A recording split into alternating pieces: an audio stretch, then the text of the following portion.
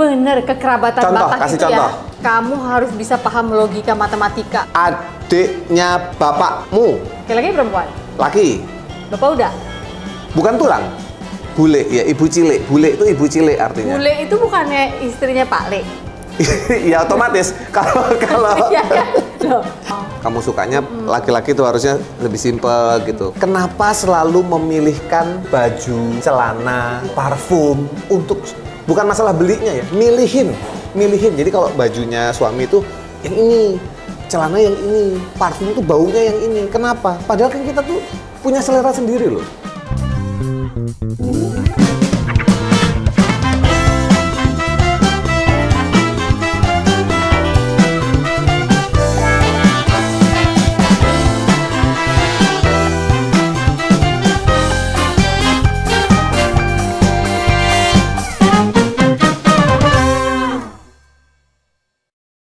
Gantian ya? Gantian. Aku. Ya. Kalau kamu bisa pindah band ke sebuah band di Indonesia karena kamu suka sama konsep musiknya, kamu pilih band apa dan di situ kamu jadi apa? Wow, interesting question ya. Interesting Jadi question. nggak bodoh juga nih pertanyaan. Ini andai-andai lumut ya, say. andai-andai lumut. Indonesia ya, harus Indonesia. Abis Indonesia boleh yang luar. Indonesia dulu. Band Indonesia. Karena kamu suka konsep musiknya ya. Oh, aku suka nih konsep musiknya mereka. Kayaknya kalau aku bergabung dengan mereka, aku cocok deh gitu. Kalau ngomong dance company nggak boleh ya, itu Kan sudah terjadi ya.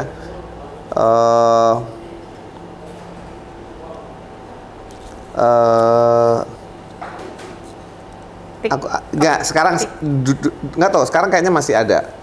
Saya suka dengan band Bandung independen. Sekarang masih ada sepertinya. Namanya Homogenic. Homogenic itu dia elektronik musiknya. Pakai synthesizer gitu, musik elektronik, dan untuk selera saya sekarang sepertinya itu eksplorasi yang akan menarik kalau saya bisa menjadi member dari band itu. Artinya itu akan keluar dari semua yang saya tahu, belajar sesuatu yang baru dengan konsep yang mereka tampilkan. Gitu, band seperti Homogenic ini. Kamu jadi apanya di situ? Main apa?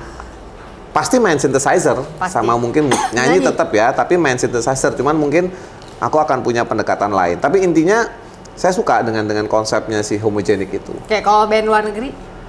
Oh, Duren dong, Sof. Iya, Duren Lo jadi itu. siapanya? Saya jadi pemain bassnya, namanya John Taylor.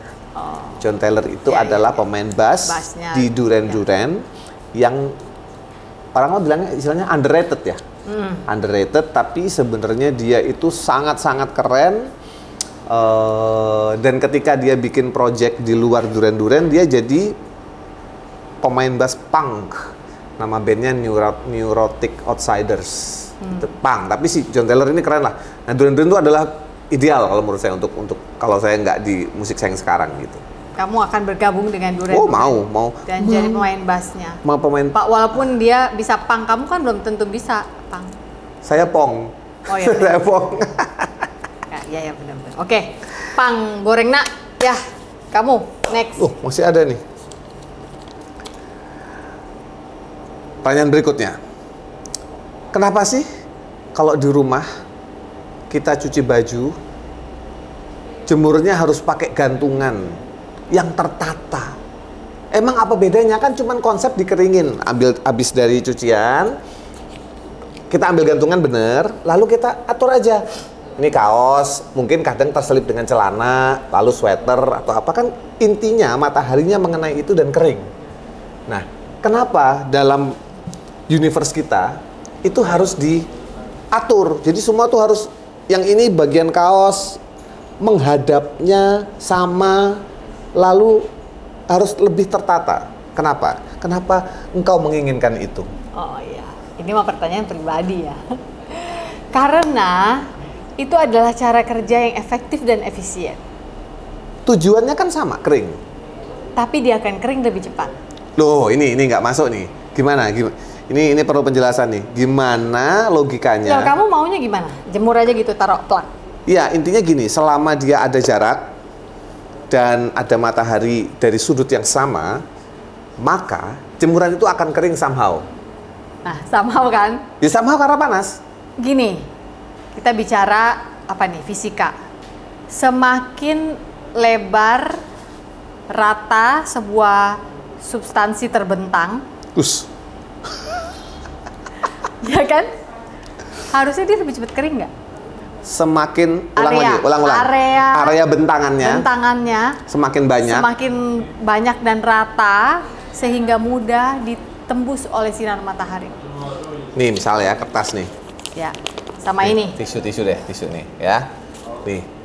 Kalau ada tisu lain, ada baju lain dijemur. Nggak gini. Kamu jemur gimana? Ya jemur aja, taruh gantungan.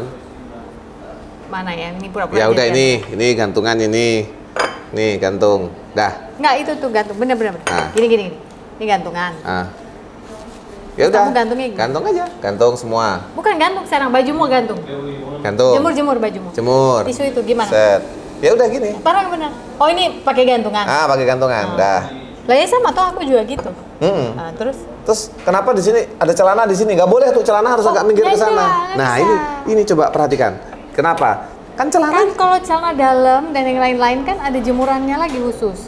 Yang kayak laba-laba itu yang dibuka gitu. Kalau celana panjang boleh dong. Boleh aja, tapi celana panjang itu memang sebaiknya sama celana panjang lagi. Nah, itu kenapa? Karena ini, kalau ini gini semua, itu sih.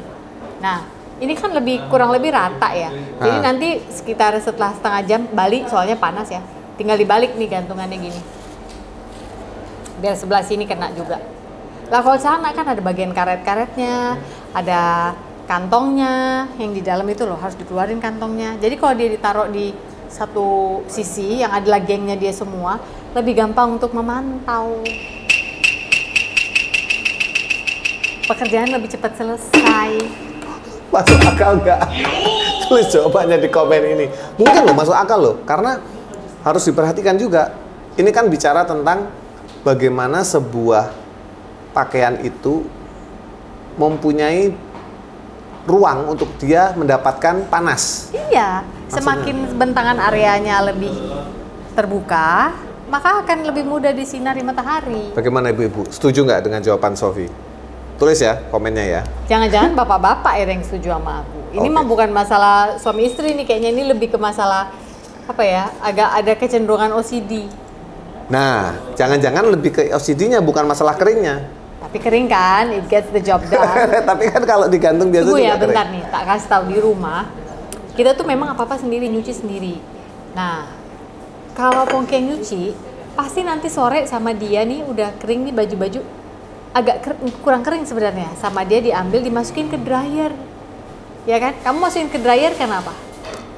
Oh, karena beban untuk dikeringin sudah habis, yang di sini udah penuh, jadi yang karena semuanya udah tercuci, belum sini ini yang sudah agak keringan ke dryer untuk maksimal kering, yang basah banget dijemur.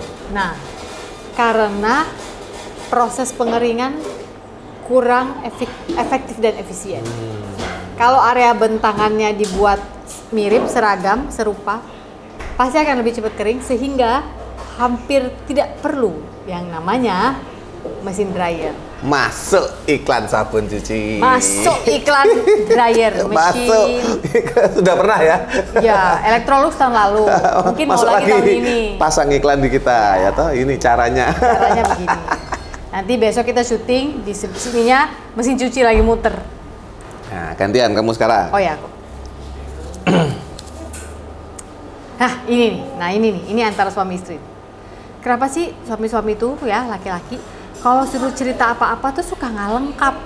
Terus nanti pas aku tanya, bilangnya ya kan aku nggak pikir itu esensial, itu nggak penting, ngapain harus diceritain? Oh, gini. Teorinya ini adalah konsep makro mikro. Kenapa kita cerita itu tidak lengkap? Sebenarnya bukan tidak lengkap, tetapi kita bercerita secara makro, jadi secara garis besar. Ya. Detail itu nanti akan diberikan apabila perlu. Apabila perlu.